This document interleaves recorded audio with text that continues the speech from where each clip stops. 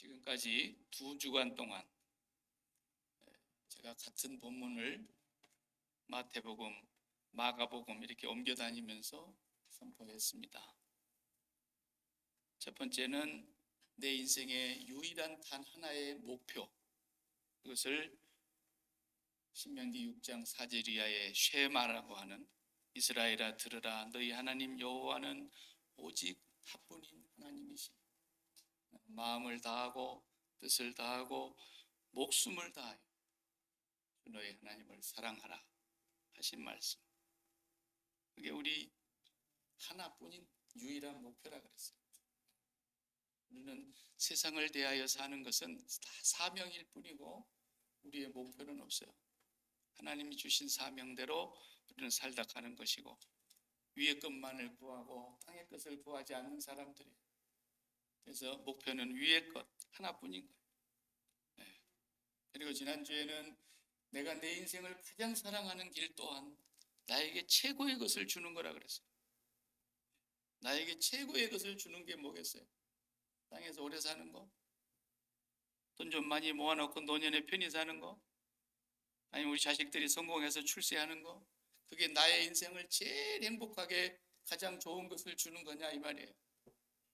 나를 제일 사랑하는 길은 그것 또한 역시 쉐마의 말씀이에요.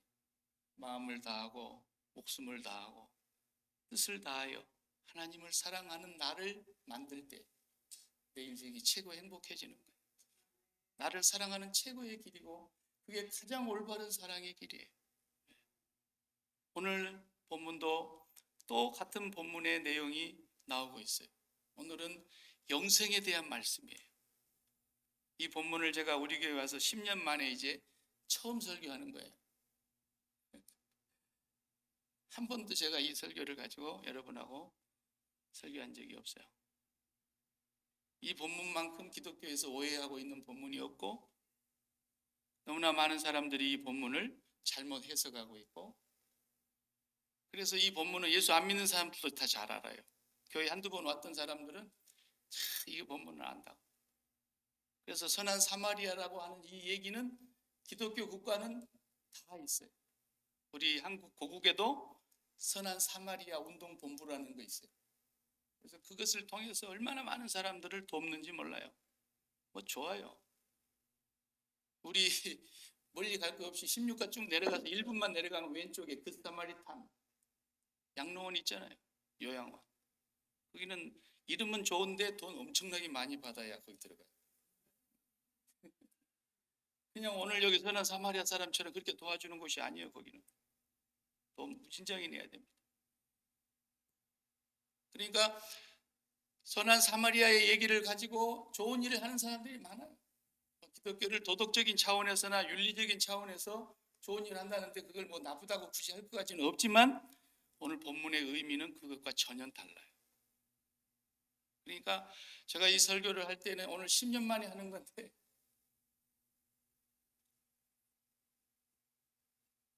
어떤 박사 한 분의 논문을 제가 읽어봤어요.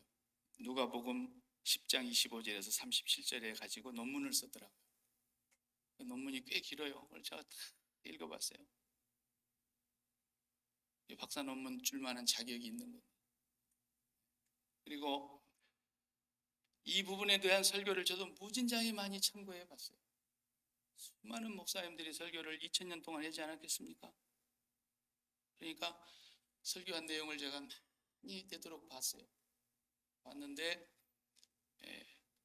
10분 가운데 평균을 내보니까 10분 가운데 2분은 오늘 제가 설교하려고 하는 내용으로 설교를 하시는 분들이었고 8분은 우리가 지금 알고 있는 대로 설교하는 분들이었어요. 우리가 지금 알고 있는 건 뭐예요? 우리가 선한 사마리아 사람이 되어서 열심히 부르짖고 이웃을 사랑하자 이런 얘기라는 거죠. 오늘 본문이 그런 얘기입니까? 아니다라는 거예요. 그러니까 그 말을 우리가 틀렸다고 굳이 가지고 싸울 필요는 없지만 순서가 틀린 거예요. 제가 볼 때 순서가. 그래서 저는 오늘 이 말씀 한 번 말씀 전하고 끝내려고 그러진 않아요. 앞으로 상당히 여러 번 전해야 될 것 같아요. 이 말씀은. 그래서 우리가 이 부분에 대해서 정확하고 분명한 예수님이 가르쳐 주시려고 하는 그 의도를 알아야 됩니다. 성경은 그렇게 예수 안 믿는 사람이나 믿는 사람이나 동일한 선상에서 불우이웃을 돕고, 독일에 풍수가 났단다, 중국에 홍수가 났단다, 우리 고국에도 우리 어렸을 적에 홍수 나면은 불우이웃 돕게 성금 얼마나 많이 모았습니까? 그것도 그저 100원이라도 안 가져가면은 늘 안 가져왔다고 칠판에 써놓고 달달달 볶아가지고 그 성금 걷어서 그게 보낸다 그랬잖아요. 그런 걸 우리는 불우이웃을 돕는 걸로 생각하고 있었고, 그것도 이웃사랑의 일종이라고 생각하고 있었고, 우리는 그렇게 예수를 믿든 안 믿든 모든 사람들은 도덕적이고 윤리적인 차원에서 그렇게 생각을 해요. 그렇지만 오늘 본문은 그런 얘기는 절대로 아니에요. 그렇기 때문에 그동안 여러분들이 갖고 계셨던 선입견, 고정관념, 편견, 이걸 다 일단은 내려놓고 오늘 본문을 들여다보셔야 됩니다. 초대교회에서 예수님의 제자들과 가장 가까운 시대에 살았던 사람 중에 교부는 누구냐면 예수님의 제자들의 제자들이에요. 상당히 예수님의 12제자하고는 조금 시대적으로 한 100년 정도, 200년 정도 떨어진 사람들이죠. 그 사람들을 교회의 아버지, 교부라 그랬어요. 그 중에서 신학의 역사나 기독교 역사에서 굉장히 중요한 한 사람이 있는데, 오리겐이라는 사람이 있어요. 이 오리겐도 어떻게 이걸 설교했는가도 제가 보았어요. 그 다음에 오리겐 그 다음에 이제 상당히 유명한, 우리가 잘 아는 성 어거스틴, AD 4세기 인물 아닙니까? 그러니까 굉장히 오래된 분이에요. 340년경에 사셨던 분이니까. 이분은 어떻게 설교를 했는가도 봤어요. 그리고 종교개혁자들이 들어와서 루터는 이 본문을 어떻게 설교했고, 우리가 특히 이제 장로교단에 속해 있는 칼빈은 어떻게 이 설교를 했을까? 제가 궁금해서 다 들여다봤어요. 그런데 옛날 교부들은 이 본문을 우화적으로 알레고리칼 해석이라 그래가지고 알레고리적으로 이 본문을 해석을 했더라고요. 어거스틴도 그랬고 오리겐도 그랬어요. 그러나 후대로 오면서 이런 알레고리칼한 해석을 지금도 그대로 믿는 사람들이 있는가 하면 어떤 사람은 철저하게 배격하는 사람들이 많아요. 특히 우리 장로교단의 존 칼빈 같은 분은 이 알레고리칼한 해석을 거의 미친 소리라고 할 만큼이나 과소평가했어요. 알레고리라는 것은 뭐냐면, 이 본문의 예수님의 선한 사마리아의 비유의 내용 하나를 어디다가 대입을 해가지고 비유를 하는 거예요. 그래서 주막은 뭐냐? 여기서 나오는 주막은 교회다. 그리고 거기 데나리온 2푼을 줬는데 그 2푼의 의미는 뭐냐? 이런 식으로 하나하나를 성경과 이렇게 대입시켜서 설교를 하려고 하는, 그걸 알레고리칼 해석이라 그러는데 굉장히 위험한 거예요. 그것은 그러면 해석하는 사람마다 대입이 달라버릴 수가 있잖아요. 이 사람은 이렇게 해석하고 저 사람은 저렇게 해석하고. 그러니까 알레고리칼 해석은 기독교 역사에서 별로 인기가 없었어요. 다 틀린 건 아니지만 대부분 사람들이 그것을 좋아하지 않았어요. 저도 역시 거기에 동감해요. 틀리지는 않았지만 오늘 본문은 영생에 관한 얘기라는 것을 먼저 아셔야 돼요. 이웃사랑에 대한 얘기가 아니에요. 다시 보십시오. 여러분들이 등장인물이 첫 번째 예수님과 어떤 율법 교사입니다. 이것은 비유가 아니에요. 지금 실제로 예수님과 율법 교사와 대화가 이루어지고 있어요. 성경 공부 시간이 아니기 때문에 전후 문맥을 제가 다 생략하고 그냥 여기 딱 본문만 일단 얘기해 보겠어요. 어떤 율법 교사가 예수님을 시험하여 이르렀다 말했다 그랬어요. 좀 건방진 학생은 우리 선생님이 실력이 얼마나 되는가 요거 한번 골탕 먹여 봐야 되겠다. 문제를 하나 가져와 가지고 선생님한테, 선생님 아무리 제가 이걸 풀어도 잘 안 풀어지는데 요거 좀 풀어주세요. 실제로 알면서 선생님 실력 테스트 해보려고. 그런 고약한 학생이 있잖아요. 율법 교사는 율법 가르치는 교수니까 자기는 율법을 잘 지키고 있을 뿐만 아니라 율법에 통달한 사람이니까 저 선생이 저거 율법 가르친다고 지금 떠들이고 다니는데 자기들은 인정을 안 하지만 자기들은 이방인 취급을 하고 있고 자기들은 저거 죽여야 된다고까지 생각하고 있는데 또 율법 교사가 예수님을 한번 테스트 해본 거예요. 선생님 율법 중에 최고 가는 계명이 뭔지 아십니까? 라고 물었어요. 그러자 예수님께서는 속을 다 들여다보고 계시니까 예수님 뭐라고 그러셨어요? 율법에 뭐라고 기록되어 있냐? 너 율법 선생 아니냐? 율법에 뭐라고 기록되어 있느냐? 그러면서 그걸 너는 어떻게 읽느냐? 그랬어요. 그 말은 네가 그것을 율법에서 다 알고 있고 네도 가르치고 있는데 너는 그걸 어떻게 이해하느냐? 지금 묻는 거예요. 예수님 도리어. 그러니까 율법사가 대답을 했어요. 예, 율법에 보면은 첫째는 내 마음을 다하고 목숨을 다하고 힘을 다하고 뜻을 다하여 하나님을 사랑하라 하는 것이요. 둘째는 그와 같으니 내 이웃을 내 자신과 같이 사랑하라 하였나이다. 그러니까 예수님이 옳다. 성경대로 답이 맞았죠? 네 대답이 옳구나. 가서 너도 그렇게 행하라 그랬어요. 얘가 이게 또 잘난치는 또 혼자 다 하네요. 잘 보이려고 사람들 앞에서 자기의 의로움을 드러내기 위해서. 그러면 내 이웃이 누굽니까? 또 그랬죠? 자, 그렇게까지 묻는 그 질문에 오늘 우리가 그 유명한 선한 사마리아 사람의 비유를 예수님이 하신 거예요. 이건 실제가 아니고 예수님이 만든 이야기다 이 말이에요. 예수님이 이 비유를 하신 의도가 이웃 사랑하라고 하신 의도가 아니고 지금 질문이 뭐예요? 내 이웃이 누굽니까? 라고 물었으니까 네 이웃이 누군가를 가르쳐 줘야 될 거 아니에요. 그거에 대한 대답이라는 걸 먼저 여러분이 이해하셔야 돼요. 그리고 그 전에 본질적인 질문은 뭐였습니까? 어떻게 하여야 영생을 얻으리까? 그랬어요. 영생의 문제를 가지고 온 거예요, 이 사람이. 비록 예수님을 테스트하려고 했지만 왜? 가장 중요한 문제니까. 제일 중요한 걸 저 인간이 아는가 모르는가 예수님 테스트한 거 아닙니까? 그러면 어떻게 하여야 영생을 얻는가? 내가 무엇을 행해야 영생, 도잉의 문제를 지금 얘기하고 있는 거예요. 도잉. 내가 어떻게 행동을 하고 어떻게 살아야 구원을 얻느냐 말이에요. 영생을 얻느냐 말이에요. 율법사니까 당연히 그렇게 생각을 하죠. 만약에 예수님께서 이 말씀을 내 이웃을 내 몸과 같이 사랑하라는 그 이웃 사랑에 대해서 가서 네가 그렇게 행하면은 네가 구원을 받을 거야, 영생을 얻을 거야 그랬다고 한다면, 그런 말씀이었다면 예수님 가르침 자체가 틀려버린 거죠. 왜? 이 세상에 율법을 완성해서 구원받을 사람이 누가 있어요? 율법사로부터 시작해서 바리새인들까지 다 통틀어서 이 땅에 율법을 다 완성시킬 수 있는 사람이 누가 있냐? 율법 전체가 613개 조항이고 그걸 압축하면 10계명이고 그걸 더 둘로 더 압축하면 완전히 엑기스로 딱 짜면 하나님 사랑과 이웃 사랑인데, 율법을 다 이룰 수 있는 사람이 있을 수 있어요? 없지요. 그러면 예수님께서 그걸 네가 가서 행하면 영생을 얻을 거야 라고 말씀하신 것은 예수님의 본심이 아니에요. 예수님은 왜 오셨습니까? 우리가 이룰 수 없는 율법을 주님이 완성시키려고 오신 거예요.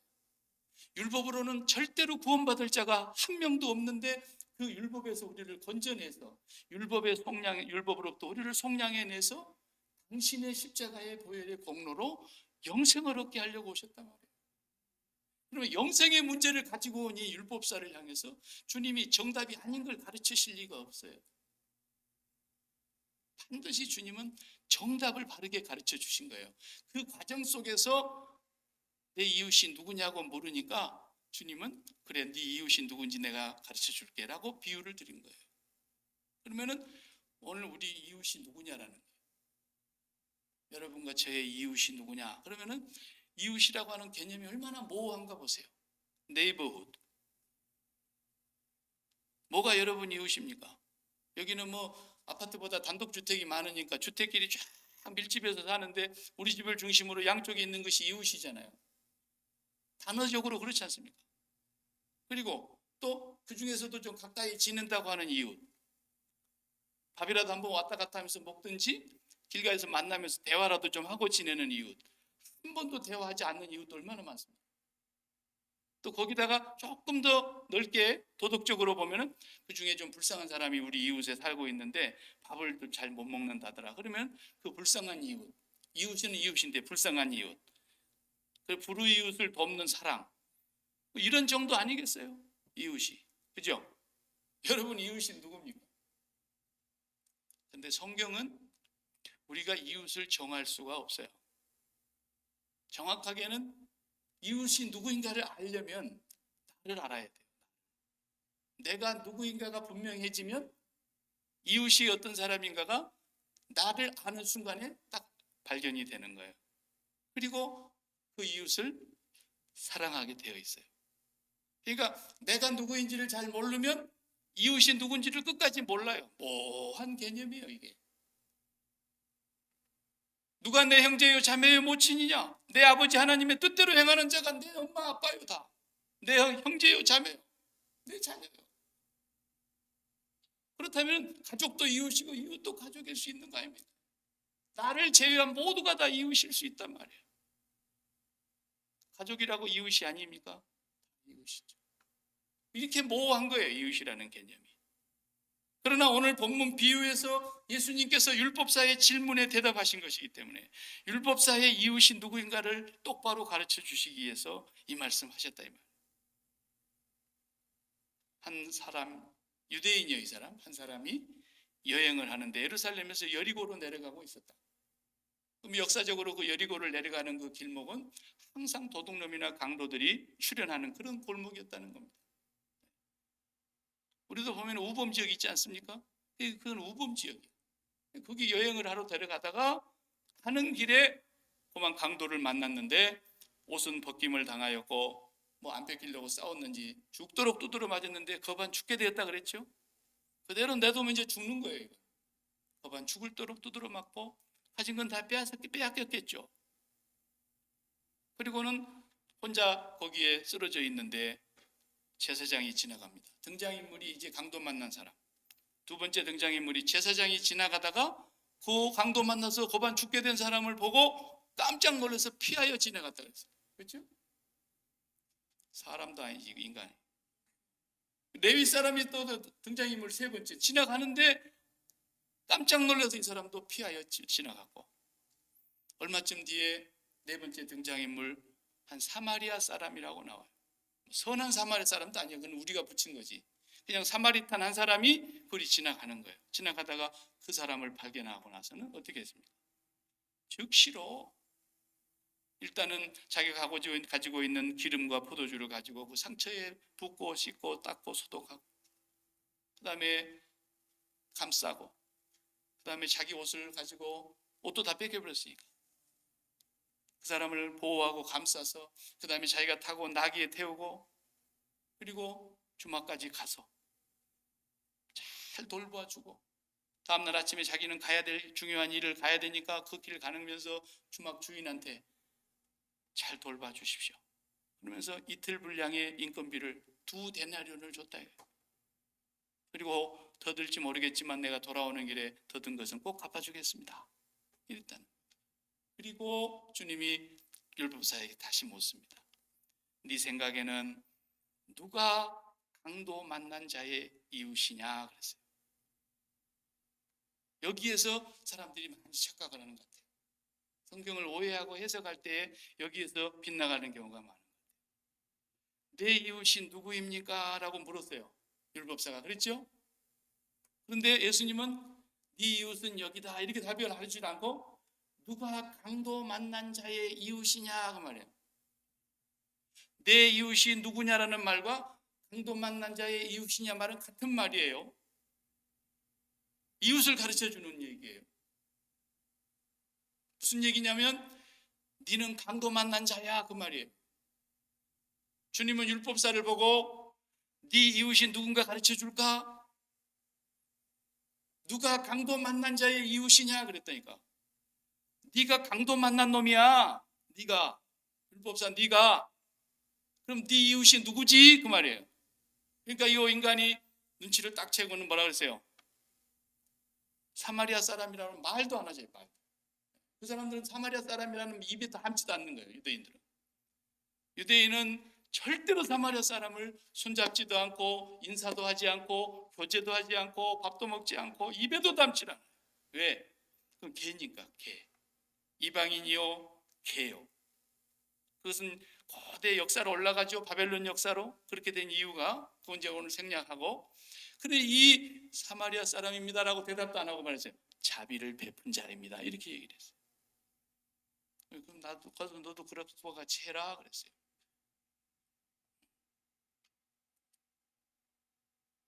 우리가 드라마를 보거나 영화를 보거나 할 때 사람마다 공감을 하는 부분이, 공통된 부분이 있는가 하면 특별히 어떤 특정한 사람에게는 그 부분이 재미가 있거나 은혜가 되거나 뭐 하여튼 감동을 주거나 하는 것이 있어요. 그 왜 그러냐면 그 등장 인물이 말이요, 나하고 너무 비슷해. 그러면 그 사람에 대한 동정심과 그 사람에 대한 모든 것이 내 안으로 그대로 이입이 돼가지고 눈물 흘릴 일이 생기면 나도 같이 울고 막 이러잖아요. 근데 어떤 사람은 거기 아주 못된 며느리나 남을 괴롭히는 아주 그런 등장인물과 자기를 동일시하는 사람은 거의 없어요. 그죠? 그리고 좋은 주인공하고 우리가 지금 도둑놈이야, 은행을 털어갖고 도망가는. 그래도 걔가 주인공일 경우는 안 잡히면 좋겠어. 경찰들 꿀떡 먹이고 말이죠. 막 아주 멋있게 해가지고 홍길동이처럼. 그러니까 누구에게 자기를 동일시하고 누구와 나를 동일시하느냐에 따라서 내용이 확 달라지는 거예요. 자, 이 유대인이, 여행객이 강도 안 만나고 그냥 가다가 가는 길에 제사장을 만났다고 해봐요. 그럼 누가 이웃이에요? 제사장 이웃이죠. 가다가 레위인이 하나 또 중간에 또 나타났어. 또 이웃이 하나 더 왔네. 그렇죠? 근데 가다가 사마리아 사람 만났어. 이웃이 아니에요. 저런 개 같은 인간이. 그러면서 멀찍이 가든지 피했을 거라고. 분명히. 왜? 베드로가요, 이방인 집에 들어갔다가 얼마나 허되게 혼이 났는지 아십니까? 여러분 사도행전에 보세요. 예루살렘에 올라갔을 때 사도들 앞에서, 교회의 수장인데도 베드로를 얼마나 비난하고 힘들게 했습니까? 사도행전 15장을 보십시오. 고넬료하고 가서 식사하고 왔고 고넬료 집에 들어갔다 왔다 그래가지고, 예. 그렇게 이방, 예수님이 물 한 잔 주시오라고 사마리아 여인한테 얘기했는데 사마리아 여인이 대래 깜짝 놀래가. 당신 내가 보아하니 유대인 청년 같은데 어떻게 사마리아인 여자에게 나한테 물을 달라고 말을 건네냐는 거예요. 저 사람이 깜짝 놀래버리죠. 절대로 유대인은 사마리아 사람하고 상종을 할 수도 없고 친구가 될 수도 없고 입에 이름을 올릴 수도 없어요. 이 사람이 강도를 안 만났더라면 그냥 유대인은 유대인끼리 이웃이 되고 사마리아 사람은 개로 끝나는 건데, 이 사람이 가다가 강도를 만나버렸네. 그러고 났더니 자기 이웃인 제사장도 이웃이 아니고 레위 사람도 이웃이 아닌데 자기하고 도저히 이웃될 수 없는 사마리아 사람이 이웃돼버렸어요. 그죠? 맞죠?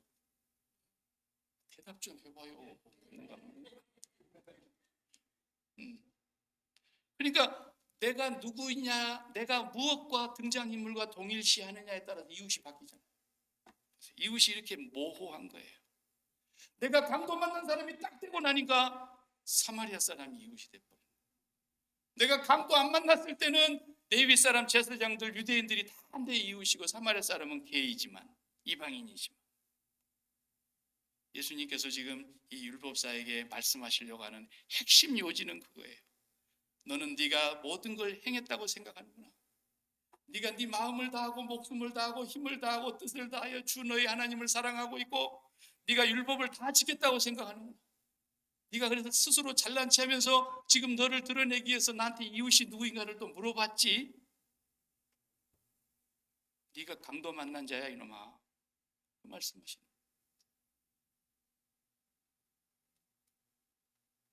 우리가 마음을 다하고 힘을 다하고 뜻을 다해 하나님 사랑할 수 있습니까? 우리가 둘째도 그와 똑같은 계명이, 두 번째 계명도 무게가 똑같다 그랬어요. 그와 같으니 그랬어요.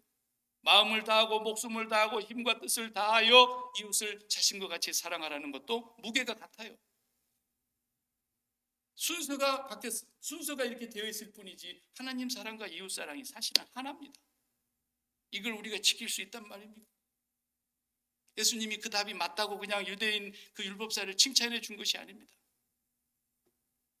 네가 지금 강도 만난 인간이야. 너는 네가 다 지켰고 네가 영생을 얻었다고 생각하고 있고 네가 잘난 체하면서 이웃이 누구냐고 지금 나한테 묻고 있다마는 네가 강도 만난 놈이다. 강도 만난 너의 이웃이 내 이웃이야. 그러니까 예수님은 여기서 사마리아 사람이에요. 알레고리칼 해석하는 사람들도 예수님을 사마리아 사람으로 해석을 해요. 나는 그러나 그걸 따르는 건 아니에요. 성경의 본문이 그렇게 말하고 있어요. 우리는 그냥 예수를 믿고 있고 이미 예수를 믿었기 때문에 항상 여기를 선한 사마리아 사람을 나라고 생각하고 있죠. 우리 예수 믿는 사람. 나라고 대입시키고 나와 동일시하고 있기 때문에 내가 누구를 사랑하는 것을 우리는 항상 먼저 생각하고 있지만, 지금 율법사는 율법을 지킴으로 구원을 얻을 수 있다고 자신 있게 자기가 구원받았다고 영생을 갖고 있다고 믿고 있으면서 지금 이웃을 누구냐고 묻는 거예요. 예수님께서 이 사람이 지금 잘못됐다는 것을 가르쳐 주시는 거예요. 네 이웃을 내가 똑바로 가르쳐 줄게. 네가 강도 만난 자인데 네가 도저히 상종 않고 거절하고 있는 사마리아 사람이야, 네 이웃이.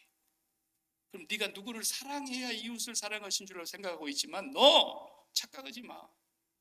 그 사람이 너를 사랑하는 그 사랑을 그대로 받아들이는 것이 네가 이웃을 사랑하는 거야, 그 말이에요. 이 강도 맞는 사람이 어떻게 사랑할 수 있어요? 자기가 거반 죽게 숨도 제대로 못 쉬고 있는데. 이 사람이 이웃을 사랑하는 길은 선한 사마리아 사람이 와서 자기를 도와주고 있는데, 죄송합니다, 제가 선한 빼고 제가 사마리아 사람인데 도와줘도 되겠습니까? 만약에 물어보고 했다면 안 받았을 가능성이 높아요. 내가 이대로 죽었으면 죽었지, 내가 너희 더러운 인간이 나에게 손대는 건 나는 용납할 수 없다, 그랬을 수도 있다니까요. 그런데 거반 죽게 되니까 초이스도 없을 뿐더러 이 사마리아 사람의 사랑과 긍휼과 자비를 그대로 받아들일 수밖에 없는 거예요.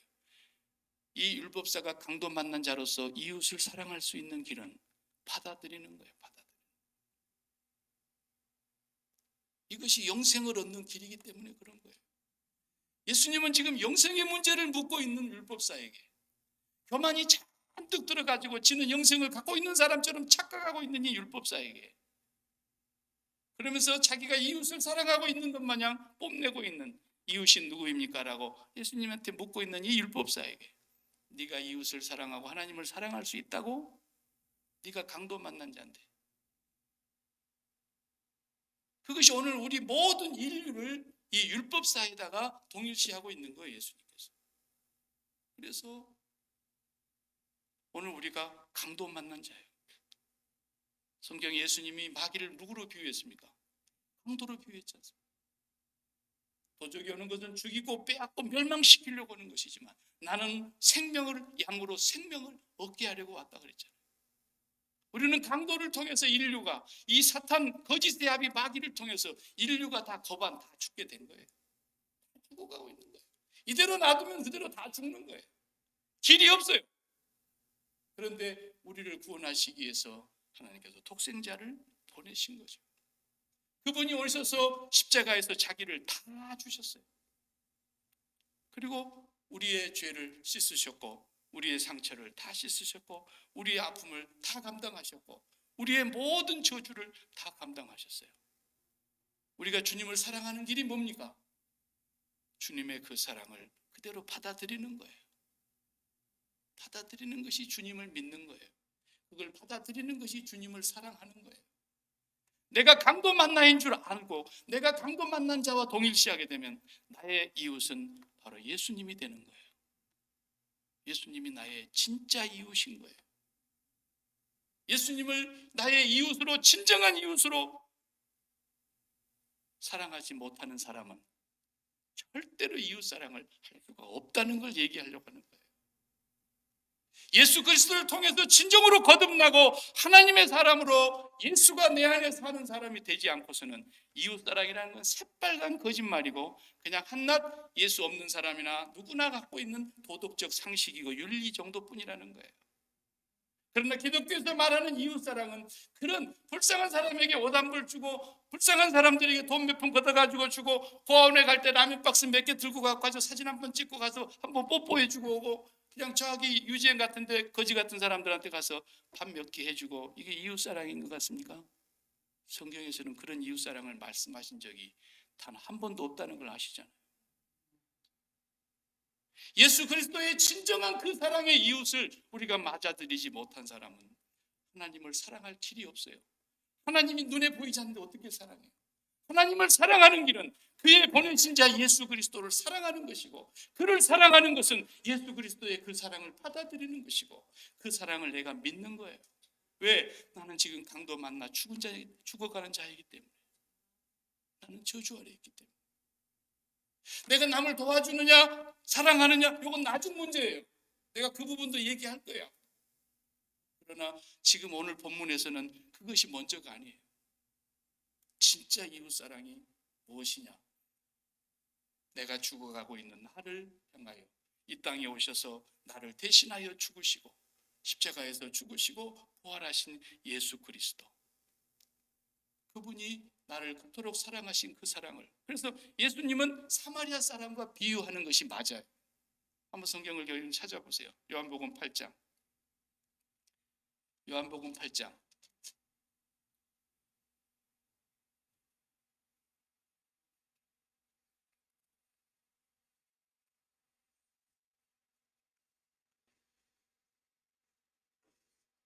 48절.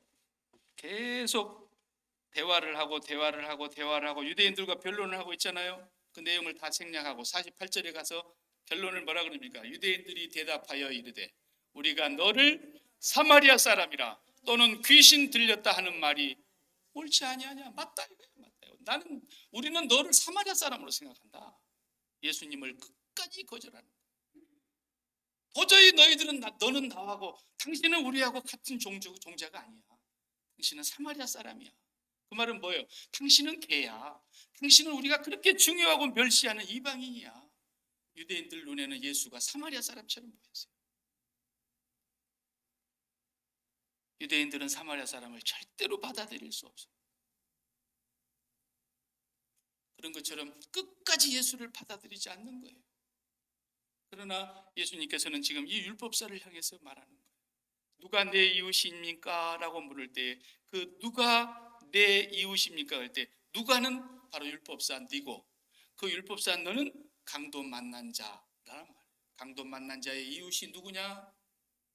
가르쳐 주는 거예요. 지금 네가 강도 만난 자인데 네 이웃이 누군가 똑바로 봐라 그 말이에요. 사마리아 사람이 네 이웃이야. 네가 사마리아 사람처럼 취급하고 있는 내가 네 이웃이야. 나를 믿어야 네가 영생을 얻어. 나를 믿어야 네가 구원을 받아. 네가 나의 사랑을 받아들여야 네가 하나님의 백성이 되는 거야. 네가 가서 그걸 해야 돼 그 말이에요. 가서 너도 이와 같이 하라 그러니까 우리 뭐 불쌍한 사람 도와주라는 그런 얘기가 아니에요.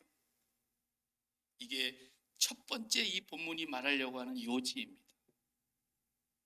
여러분이 예수 그리스도를 진정한 이웃으로 그분을 만나지 못하면, 그분이 우리를 찾아오신 선한 사마리아 사람으로 다 죽게 된 우리를, 그대로 놔버리면 저주를 받아서 멸망을 받고 지옥에 들어갈 우리들을 십자가로 오셔서 우리를 구원해내시고 우리의 전부를 다 사랑하여 주신, 그리고 다시 오실 때 우리를 반드시 다시 찾겠다고 하시는 그 예수 그리스도를 참다운 이웃으로 그 사랑을 받아들일 때, 그러니까 여러분 사랑은 주는 것만이 아니에요. 사랑은 받을 줄도 아는 게 사랑이에요. 여러분들이 가령 저에게 어떤 선물을 가져왔다고 해봐요. 그럼 내가 가져온 집에 꼬박 찾아가고 대문 앞에 갖다 놓고 와. 한 사람 것도 안 받아. 그럼 내가 여러분을 사랑한다는 거예요? 안 사랑한다는 거예요? 그건 정직한 게 아니라 미련한 것이고 사랑하지 않는다는 뜻이에요. 내가 오늘 밥 한 끼 살려고 그러는데 제가 오늘 바빠서 다음에 하십시다. 그럴 수는 있지만 난 당신 사준 밥 안 먹겠다고.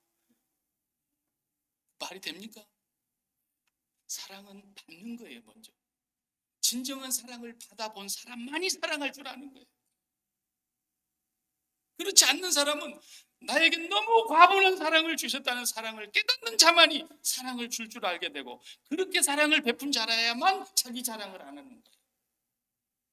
그런데 사랑을 지지리도 알지도 못하면서 살면서 사랑 받아본 적도 없으면서 조금 돈 좀 있다고 누구한테 사랑을 베풀어 봐요. 그래 놓고 상대방이 조금만 빗장 틀리면은 그냥 동네 가서 나발을 불어가지고 그거 사람도 아니라고 그래. 그게 무슨 이웃사랑이에요? 예수님 사랑을 그렇게 모독할 수가 있습니까? 그런 게 이웃사랑이겠습니까? 그리고 그거 안 알아준다고 그냥 침소 봉대해가고 자기 입으로 떠들고 다녀. 내가 말이지 그러면서. 그게 예수님의 사랑이라고 말할 수 있습니까?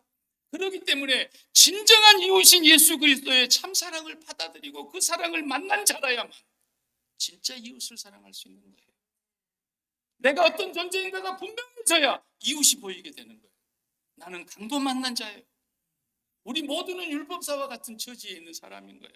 아무도 나 스스로 하나님을 사랑할 수도 없고 아무런 내 힘으로 이웃을 사랑할 수도 없고 율법의 계명은 내가 가장 중요한 두 가지를 알고는 있지만 그 사랑을 실천할 수 있는 사람은 이 땅에 없어요. 그렇기 때문에 주님이 오신 거예요. 그 주님 착한 사마리아 사람의 그 사랑을 받은 사람이라야 이웃이 바로 눈에 보이는 거예요.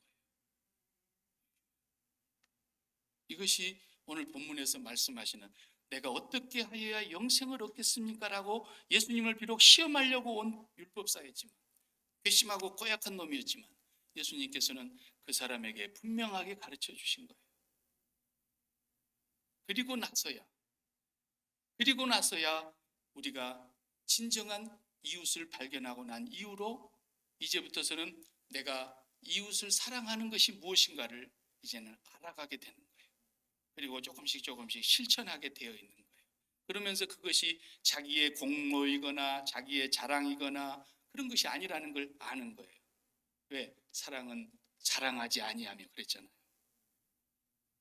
사랑이 무엇인가를 예수님의 사랑을 진정으로 먼저 만나야 돼요. 우리의 참 이웃으로 오신 예수님. 그분이 선한 사마리아의 위치에 있는 것이고 우리는 율법사의 위치에서 지금 죽어가고 있는 강도 만난 자의 위치에 있는 존재라는 걸 분명하게 인식해야 됩니다. 그렇지 않는 한은 이웃사랑은 다 구호요, 허상이요, 거짓말이요, 자기 의일 뿐인 거예요. 아무것도 아니에요. 만약에 그런 의미로 이 그 사마리탄 얘기를 운동본부를 만들고 무슨 요양원을 만들고 사마리아 사람을 본받읍시다. 다 구호입니다. 헛소리입니다. 아무 의미가 없는 겁니다. 저와 여러분이 진정한 이웃을 다시 발견하실 수 있기를 바랍니다. 나의 존재가 어떤 존재인가, 나의 상태를 누구와 동일시할 것인가를 분명히 아셔야 합니다.